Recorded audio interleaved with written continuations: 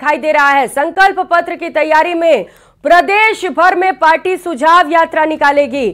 हर क्षेत्र में सुझाव के लिए वाहन दौड़ेंगे। सुझाव पेटिका के जरिए लोग अपनी राय पार्टी को देंगे। पार्टी मिस्ड कॉल के जरिए भी सुझाव लेगी। इस दौरान प्रधानमंत्री नरेंद्र मोदी सरकार की योजनाओं का प्रचार प्रसार भी किया जाएगा। तो केंद्र सरकार की ओर से जो जनहित में योजनाएं लाई गई हैं उनका भी प्रचार प्रसार किया जाएगा।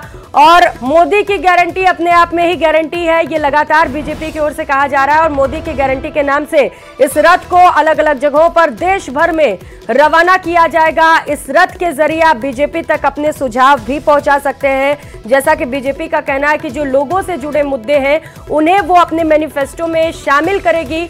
तो अगर आप कोई सजेशन देना चाहते हैं बीजेपी को या आपकी कोई मांग है तो आप इस रथ के जरिए बीजेपी तक पहुंचा सकते हैं। सहयोगी बाबूलाल धाल हमारे साथ जुड़ चुके हैं। बाबूलाल, फायदा पहुंचेगा क्या इसका लोकसभा चुनाव में? क्योंकि न सिर्फ लोगों से सजेशंस लिए जा रहे हैं बल्कि जो केंद्र की योजनाएं हैं उन्हें भी जन जन तक पहुंचाया जा रहा है।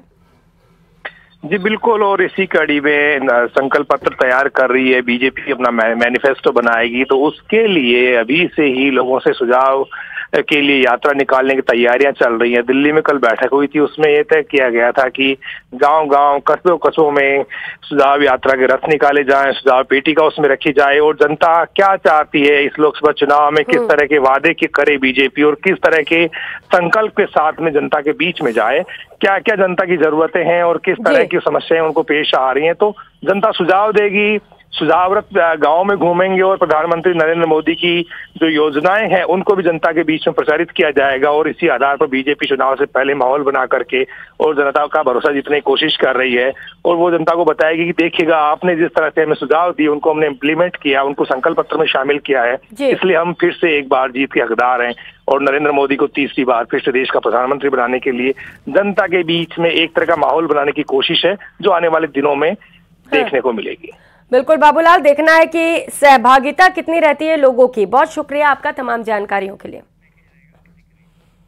और खबरों में आगे बढ़ते हुए झुंझुनू सीट पर बीजेपी उम्मीदवार बदलने की तैयारी करती दिख रही है। सांसद नरेंद्र कीचड़ के विधानसभा चुनाव हारने के बाद पार्टी अब उन्हें फिर से लोकसभा चुनाव में टिकट देने का जोखिम नहीं उठाती दिख रही। पार्टी किसी नए चेहरे पर दाव लगाकर जीत का सिलसिला बरकरार रखना चाहती है। ये रिपोर्ट देखिए।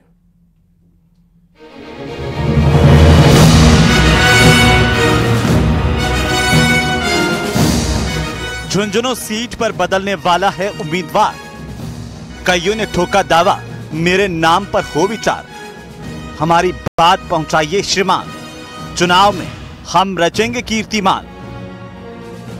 आज भी अगर पार्टी मुझ पर भरोसा करती है तो मैं इस बात को इसका विश्वास दिला सकता हूं जनता को भी और पार्टी को भी कि मैं आज तक के जितने भी चुनाव हुए उन सब में से अधिक वोटों से जीतकर रिकॉर्ड तोड़ चुनाव जीतने की कोशिश करूंगा। हमसे अच्छा कौन है? हर्षिनी कुलहरी झुंझुनू सांसद नरेंद्र कीचड़ की पुत्रवधू हैं। हर्षिनी वर्तमान में झुंझुनू की जिला प्रमुख हैं। ससुर नरेंद्र कुमार सांसद होने के बावजूद मंडावा में विधानसभा का चुनाव हार गए। अब अटकलें हैं कि हर्षिनी को बीजेपी झुंझुनू से उम्मीदवार बना सकती है। मैं आपको बता दूं, हमारे अभी 17 और 18 तारीख को राष्ट्रीय अधिवेशन था जहां पे हमें क्लियरली एक बात कही गई थी कि हमारे भारतीय जनता पार्टी का जो चेहरा है वो नरेंद्र मोदी जी है प्रत्येक सीटों से, और कमल का फूल हमारा चिन्ह है। झुंझुनू के वर्तमान सांसद नरेंद्र कुमार को विधानसभा चुनाव में रीटा चौधरी के आगे हार का मुंह देखना पड़ा। तब से ही सांसद नरेंद्र कुमार विरोधियों के निशाने पर हैं। पार्टी में भी झुंझुनू सांसद की पकड़ अब वो नहीं रही जो एक जमाने में हुआ करती थी। मगर पीएम मोदी की संकल्प यात्राओं को धरातल पर मजबूती प्रदान कर एक बार फिर सांसद महोदय टिकट की कोशिश तो कर रहे हैं, लेकिन कामयाबी की उम्मीद धुंधली है। अब जान लेते हैं कि आखिर झुंझुनू सीट पर बीजेपी परेशान क्यों।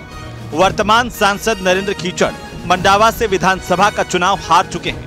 झुंझुनू लोकसभा क्षेत्र की 8 विधानसभाओं में से 6 पर कांग्रेस का कब्जा है, जिनमें फतेहपुर, मंडावा, झुंझुनू, सूरजगढ़, पिलानी, उदयपुर वाटी कांग्रेस के पास है। बीजेपी के पास सिर्फ नवलगढ़ और खेतड़ी विधानसभा सीट है। अब बीजेपी की ताकत समझिए। बीजेपी की सबसे बड़ी ताकत आखिरकार क्या है? बीजेपी के पास कांग्रेस के मुकाबले मजबूत काडर है। यमुना जल समझौते के बाद झुंझुनू को पेयजल के साथ सिंचाई का पानी मिलने का रास्ता साफ हो गया है। इसीलिए लोकसभा चुनाव में बीजेपी इसी मुद्दे पर वोट मांगेगी। डबल इंजन की सरकार के भरोसे झुंझुनू का किला एक बार फिर फतेह करने की कोशिश करेगी। मोदी लहर से पार्टी को फिर जीत की आस है। यही वजह है कि पार्टी के टिकट से चुनाव लड़ने के लिए कई नेताओं ने मजबूत दावेदारी पेश की है। 1947 में आज़ादी मिली थी, लेकिन हम 2047 तक विकसित भारत बनाना चाहते हैं। विकसित भारत में एक नंबर पर भारत को लाना चाहते हैं। मोदी आने के बाद में हमारा भारत 5वें स्थान पर आ गया, 3रे स्थान पर आने वाला है। जैसा पार्टी आदेश करेगी, मुझे अगर पार्टी लोकसभा लड़ने को कहेगी मैं लड़ूंगी, मुझे पार्टी संगठन का काम करने को कहेगी मैं वो करूंगी, मुझे पार्टी बूथ का काम करने को कहेगी तो मैं वो करूंगी। आज भी अगर पार्टी मुझ पर भरोसा करती है तो मैं इस बात को इसका विश्वास दिला सकता हूं जनता को भी और पार्टी को भी कि मैं आज तक के जितने भी चुनाव हुए उन सब में से अधिक वोटों से जीतकर रिकॉर्ड तोड़ चुनाव जीतने की कोशिश करूंगा। देखिए, एक ही लक्ष्य है कि 2 बार से 25 की 25 सीटें भारतीय जनता पार्टी राजस्थान में जीत रही है और इस बार भी ये लक्ष्य है कि 25 की 25 सीट तो जीतेंगे। सीट का मार्जिन बढ़ा करके तब जीत जो है वह प्रधानमंत्री मोदी जी की झोली में वह 25 की 25 सीटें जाए। पार्टी के सामने कई विकल्प हैं, लेकिन इस बार वो तजुर्बे के साथ नए और ऊर्जावान चेहरों को मौका देना चाहती है ताकि युवा मतदाता उसके पक्ष में वोट कर सके।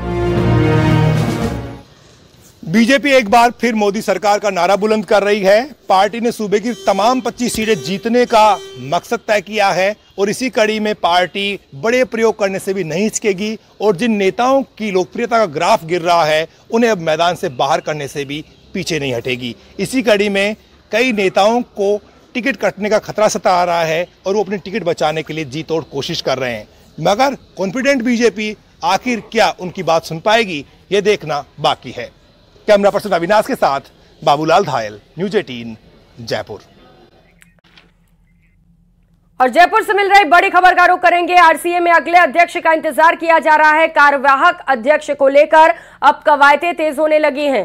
खास तौर पर चर्चाओं में धनंजय सिंह का नाम है। जैसा कि पहले भी हम आपको बता रहे हैं कि रेस में सबसे आगे कार्यवाहक अध्यक्ष के तौर पर धनंजय सिंह का नाम चल रहा है, लेकिन अब तक इस बारे में कोई घोषणा नहीं की गई है। कल वैभव गहलोत के इस्तीफे के बाद अध्यक्ष पद की कुर्सी खाली है।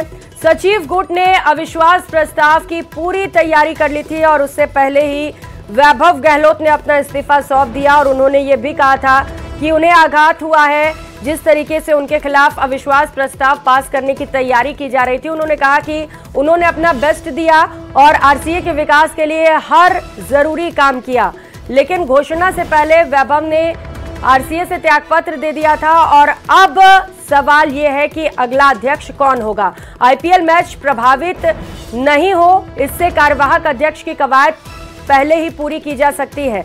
नए अध्यक्ष आने के बाद ही एमओयू को लेकर कोई भी निर्णय होगा, यानी कि नए अध्यक्ष के बनने के बाद एमओयू को बढ़ाने पर फैसला लिया जाएगा और इससे आईपीएल मैच आयोजन प्रभावित नहीं हो, इस बात पर भी फोकस रखा जाएगा।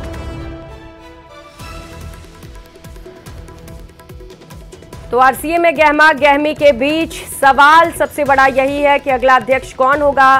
कार्यवाहक अध्यक्ष को लेकर अब कवायदें तेज होने लगी हैं क्योंकि आईपीएल के मैच भी होने वाले हैं और आईपीएल के मैच पर इसका कोई असर ना पड़े, इसे लेकर माना जा रहा है कि जल्द से जल्द अध्यक्ष की नियुक्ति की जाएगी, क्योंकि अध्यक्ष की नियुक्ति के बाद ही एमओयू को लेकर कोई भी फैसला किया जा सकता है। सहयोगी महेश हमारे साथ जुड़ चुके हैं। महेश, जल्द से जल्द अब कोशिश की जाएगी कि कम से कम कार्यवाहक अध्यक्ष बना लिया जाए। कौन है रेस में आगे?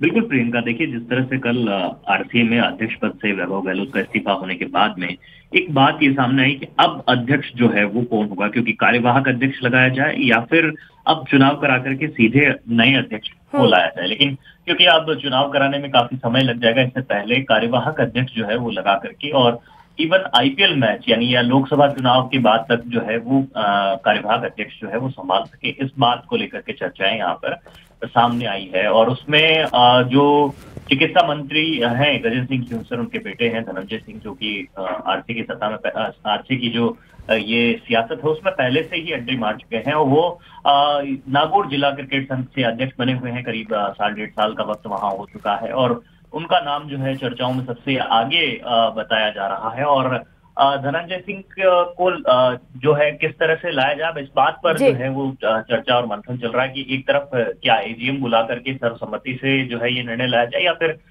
एक एजेंडा पर जो है एक आदेश जारी करके नियुक्ति जो है उनकी वो की जा सके। कुल 99 पदाधिकारी हैं जो जिला संघ है उनके, उनमें से एक व्यक्ति को जो है लगाया जा सकता है आरसी के कार्यवाहक अध्यक्ष के तौर पर, और यही कवायद जो होती है।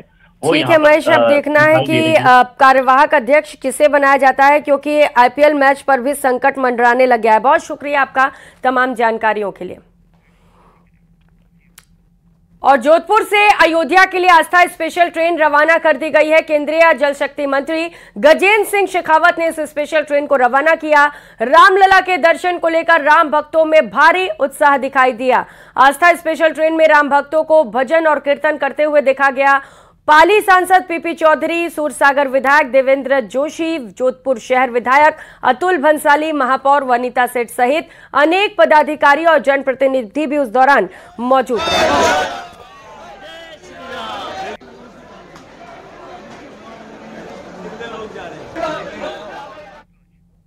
इस बुलेटिन में फिलहाल इतना ही। खबरों का सिलसिला लगातार जारी है, आप बने रहिए हमारे साथ, देखते रहिए न्यूज़ 18 राजस्थान। नमस्कार।